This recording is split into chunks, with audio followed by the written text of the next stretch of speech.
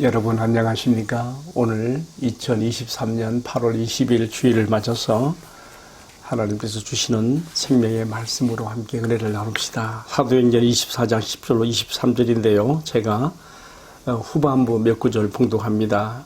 18절 하반절입니다. 그러나 아시아로부터 온 어떤 유대인들이 있었으니 그들이 만일 나를 반대할 사건이 있으면 마땅히 당신 앞에 와서 고발하였을 것이요.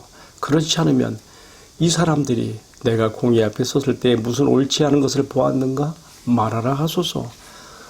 오직 내가 그들 가운데 서서 외치기를 내가 죽은 자의 부활에 대하여 오늘 너희 앞에 신문을 받는다고 이 한 소리만 있을 따름이니이다 하니 펠릭스가 이 도역하는 것을 더 자세히 아는 거로 연기하여 이르되 천부장 루시아가 내려오거든 너희 일을 척결하리라 하고 백부장에게 명하여 바울을 지키되 자유를 주고 그의 친구들이 그를 돌보아 준 것을 금하지 말라 하니라. 아멘.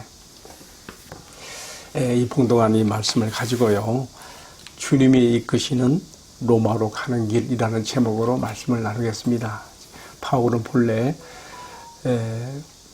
3차 전도여행의 마지막 귀착지인 고린도에서 로마 교회로 보내는 편지 가운데서 내가 앞으로 이 구제헌금을 예루살렘에 전달한 다음에는 내가 로마에까지 가서 그리고 너희들이 또 보내짐을 인하여 서바나, 오늘로 말하면 스페인 땅끝까지 가서 내가 복음을 전하리라고 하는 비전을 말했거든요.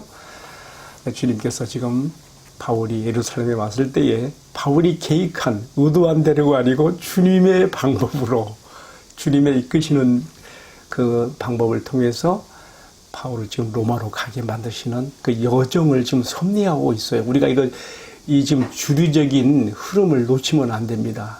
그래서 오늘 제목을 주님이 이끄시는 로마로 가는 길이라고 하는 제목으로 함께 은혜를 나누겠습니다. 오늘 말씀은 우리가 방금 읽었습니다만 한 재판의 한 과정 이야기입니다. 이 논쟁이 뭐냐?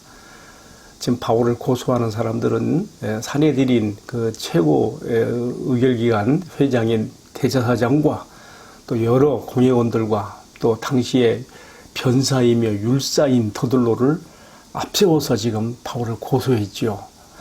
근데 이들이 바울을 죽이는 방법은 다른 데 있지 않았어요. 다른 종교적인 문제로는 안 되거든요. 바울을 로마 정부가 위험하게 볼 수 있는 정치적 인물로, 정치적 희생양으로 만들어서 죽이려고 하는 거예요.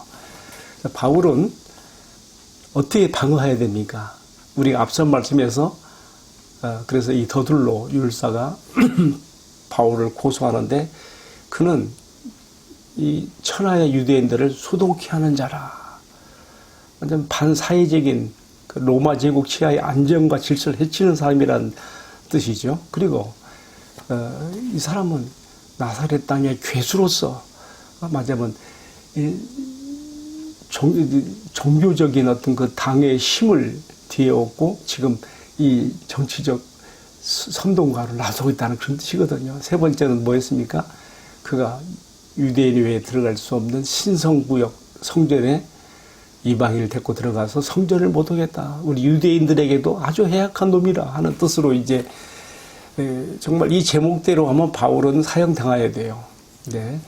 이 총독 벨리스가 또 바울에게 반론할 기회를 줍니다. 오늘 말씀은 바로 그 얘기예요. 바울이 어떻게 반론했는가.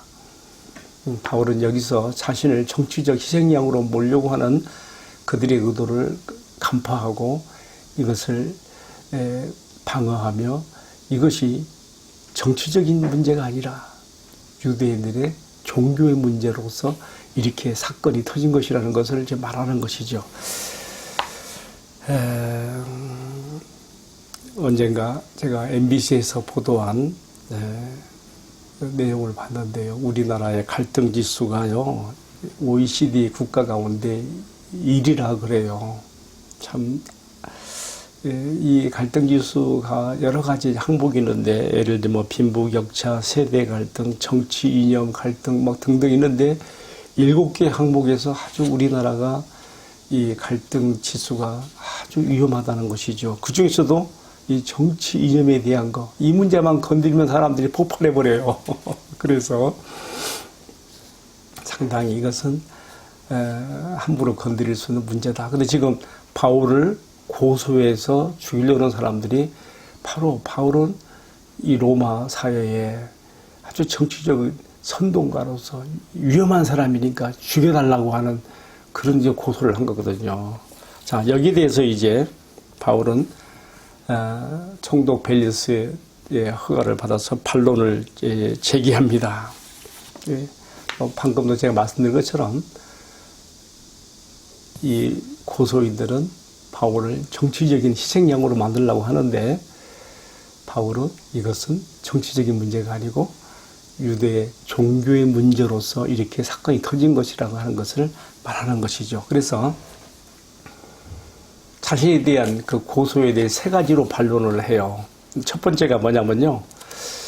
내가 지금 예루살렘에 온 지 겨우 12일 지났을 뿐이다. 여기 나오지요?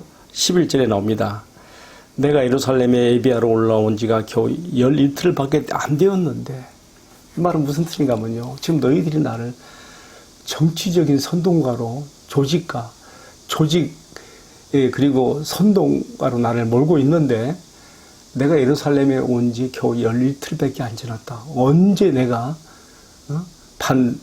사회적인 로마에 반대하는 그런 조직을 만들어서 언제 내가 그런 준비를 해서 내가 이렇게 할 수 있었겠느냐. 이게 시간적으로도 맞지 않는 거예요. 뿐만 아니라 지금 바울이 지금 뭘 얘기하고 있는가 하면요.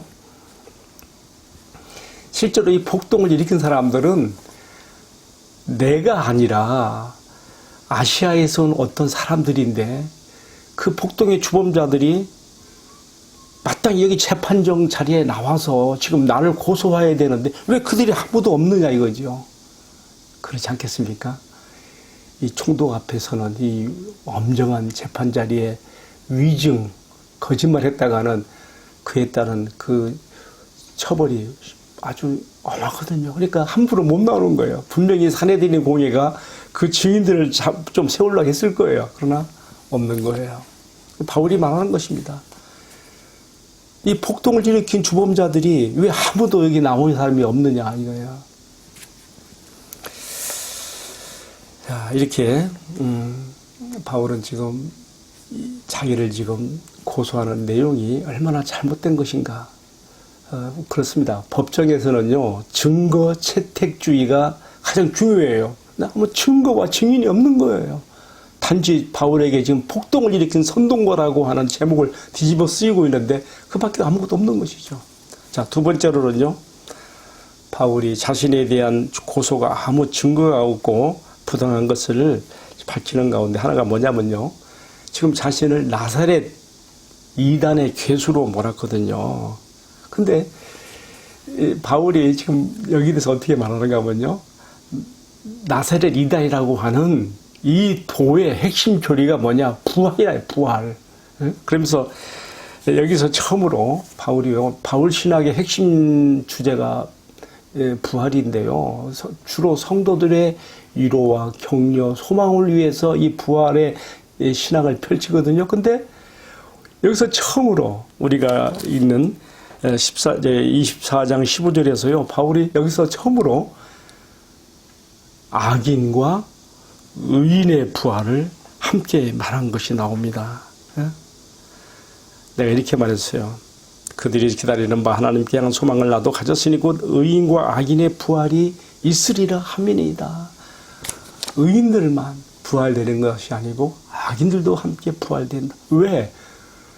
의인들은 영원한 생명의 부활로, 악인들은 영원한 자기들의 그 살아온 것에 대한 심판의 결과로서 영원한 형벌의 부활이 있다는 것도 여기서 지금 하고 있는 거예요.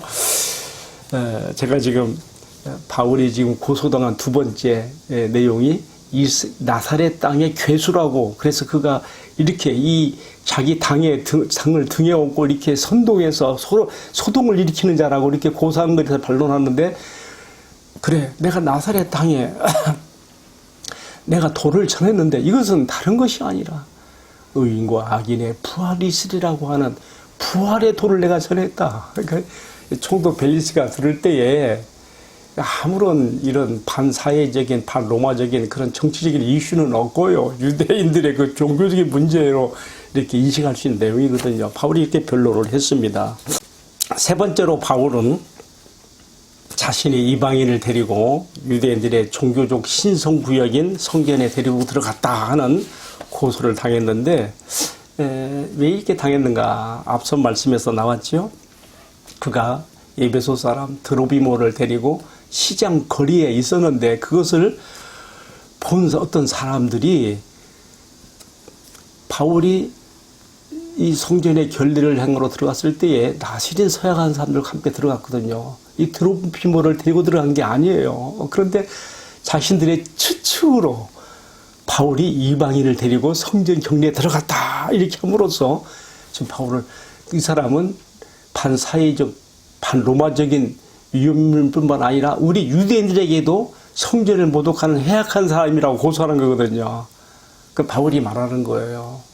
24장 19절에 나오는 것이죠. 정말 내가 그렇게 한 것을 본 사람이 있다면 왜 여기에 증인이 나오지 않느냐, 왜 없느냐 이거지요.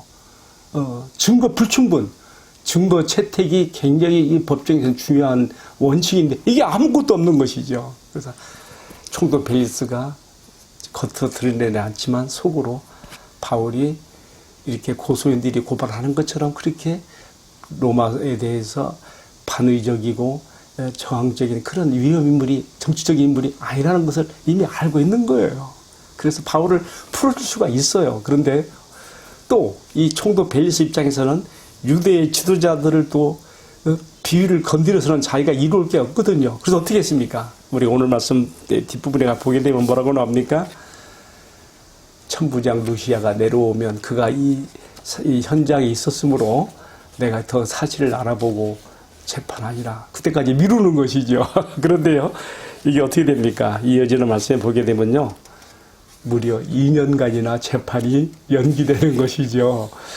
자, 여기서 근데 또 한 가지 우리가 짚고 넘어갈 게 있어요. 천부장은요, 제가 말 실수했습니다. 총독 벨릭스는요, 바울이 반로마적인 저항적인 선동가 정치적 위험인물이 아니라는 것을 이미 마음에 알고 있어요. 그러니까 백부장에게 명해서 바울을 지키되 그가 자유롭게 거하도록 하고 친구들의 방문도 허락하며 그가 얼마든지 혜택을 받을 수 있는 그런 파격적인 예우를 해주는 거예요. 피의자에게 이렇게 해줄 수가 없는 거거든요. 총독 벨릭스를 통해서 주님께서 지금 바울을 지키시고 돌봤다는 것도 우리가 여기서 엿볼 수가 있는 것이죠. 자, 여러분, 이제 오늘 말씀을 마무리해야 되겠네요. 제가 지금 방금 오늘 말씀의 내용을 좀 설명했습니다. 오늘의 말씀을 묵상하면서 제가 제목을 주님이 이끄시는 로마로 가는 길이라고 했는데요. 이 큰 주류적인 흐름에서 봤을 때에 지금 주님께서는 섭리적으로 이 사건 속에 개입하시는 거예요. 첫 번째로는요, 바울이 예루살렘이 아닌 이방인의 도시 해변가에 있는 항구 도시 가이사라에서, 로마의 총독부가 있는 가이사라에서 재판을 받게 되는 것이 굉장히 유리하거든요. 천부장 루시아를 통해서 보병 200명, 창군 200명, 기마병 70명, 470명을 동원해서 바울을 죽이려고 하는 그 살해 위협 가운데 있을 때 예루살렘에서 가이사라로 약 96km의 거리를 옮겨지게 하셨거든요. 그래서 여기서 재판을 받게 하고 있거든요. 주님이 하신 것이죠. 주님께서 돌봐주시는 거예요. 또 한 가지, 총독 벨릭스가 지금 사내들인 대제사장을 앞장서서 이렇게 와서 고소하는 이 사건에 대해서 그날 그 자리에서 판결을 내려버리면 이것도 큰일 날 수가 있어요. 어떻게 합니까? 총독 벨릭스도 영악한 사람이에요. 심증은 바울이 아무런 죄가 없다는 것을 알면서도 이 유대 지도자들의 비위를 거스르지 않기 위해서 재판을 연기시켜버리는 거죠. 우리나라도 이 재판장에 올라가는 어떤 사건들이 보면 막 몇 년씩 막 지연돼 갖고 나오는 거 있지 않습니까? 다 정치적인 그런 그 입장 관련 이해관계를 따라서 하는 것도 많이 있어요. 지금 이 장면도 지금 그런 장면이라고 볼 수가 있습니다. 자, 그래서 이 재판이 2년 동안 지연되었는데 사실 여러분 생각해 보세요. 이 2년이란 기간 동안이에요. 바울에게 지금 자유를 주어서 그리고 또 이 헤롯궁의 수의병들이 바울의 생명을 지키고 보호하고 있어요. 또 그리고 바울의 친구들이 마음껏 그를 대면하여 찾아오도록 또 허락했어요. 그러니까 바울은요, 1, 2, 3차 세계 전도 여행 동안에 많이 지치고 힘들었을 건데 지금 그 안에서 그가 어찌 보면요, 안식년 같은 휴식을 누렸을 것이다. 그 생각도 해보게 되는 것이죠. 또 한 가지, 자기에게 찾아오는 사람들 통해서 도움받은 것뿐만 아니라 많은 사람들에게 하나님 나라, 곧 주 예수 그리스도에 관한 것을 가르칠 수 있는 좋은 복음 전도의 기회가 되었다는 것을 우리가 알 수 있죠. 이것은 사도행전이 끝나는 사도행전 28장 20절 이하에 보게 되면요, 바울이 자기 셋집에 앉아서 자기에게 오는 모든 자들을 영접하고 그들에게 하나님 나라와 및 그리스도 예수에 관한 모든 것을 가르쳤다고 했는데, 바로 지금 로마에서 있게 되는 그 복음 전도의 기회가 여기 지금 가이사라에서도 동일하게 일맥상통하게 주어지고 있는 것이에요. 주님이 다 이렇게 만들어 주신 것이죠. 바울은 이처럼 재판이 2년간 지연되는 이 기간을 이용해서 충분히 자신의 기력을 회복하며 또 복음 전도의 기회로 충분히 활용했으려는 것을 우리가 짐작하게 되는 것입니다. 여러분, 이제 저는 오늘 말씀을 내리면서요, 오늘 본 말씀의 주제, 주님의 이끄시는 로마로 가는 길, 제가 거기에 대해서 다시 마무리해야 되겠습니다. 가장 핵심적인 내용이 이거 아니겠습니까? 주님께서는 지금 바울을 로마로 그리고 황제 앞으로 보내기 위해서 이 사건 가운데 깊이 개입하고 있는 거예요. 깊은 섭리 가운데 이끌시고 있는 거예요. 앞선 말씀에서는 천부장 루시아를 통해서 또 로마군 470명을 동원해서 바울의 생명을 보호하고 가이사라로 옮겨지게 하셨다면, 지금은 이 장면에서는요, 오늘 본문에서는요, 총독 벨릭스를 통하여서 재판의 바울을 지금 보호하고 있는 거예요. 이 모든 것이 하나님께서, 하나님 백성이라고 하는 유대인들은 바울을 죽이려고 했지만 이방인을 통해서라도 그의 생명을 보호하시고 지키시며 그가 마침내는 로마로 가서 황제 앞에 재판을 기다리면서 거기서 항실 근위대들과 항실 가족들에게까지 복음을 전하며 복음의 세계화를 이룰 수 있는 지금 그 과정을 주님이 지금 이렇게 닦고 계시다고 하는 것을 우리가 이 말씀에서 알 수가 있는 것이죠. 바울이 로마로 가는 때와 시기와 과정까지 섭리 조정하신 이 주님의 이끄심이 오늘 말씀에서도 분명히 나타나고 있는 것입니다. 우리는 바로 이 점에서 오늘도 동일하게 살아 역사하셔서 그의 복음이 땅까지 전해지는 일을 위해서 우리와 함께 하시고 이끄시는 주님을 의지하여 우리가 힘차게 나갈 수 있는 우리가 힘을 얻는 것입니다. 기도하겠습니다. 사랑하시는 주님, 바울을 이 모양 저 모양으로 생명을 살리시고 보호하시고 로마로 가는 길을 여시고 있는 주님의 모습을 보면서 오늘 동일하게 이 시대에도 우리와 함께 하시고 이끄시는 주님 되심을 감사드립니다. 주님을 의지하여 힘차게 이 땅에 하나님 나라를 가져오는 확장하는 일에 쓰임받는 저희들이 되도록 은총을 베풀어 주옵소서. 주 예수님 이름으로 기도하옵나이다. 아멘. 예, 감사합니다. 무더운 여름인데 건강하게 주님이 주시는 평안 가운데 잘 건너가시고 소술바람 시원한 초가을 맞는 은혜와 축복을 기원합니다.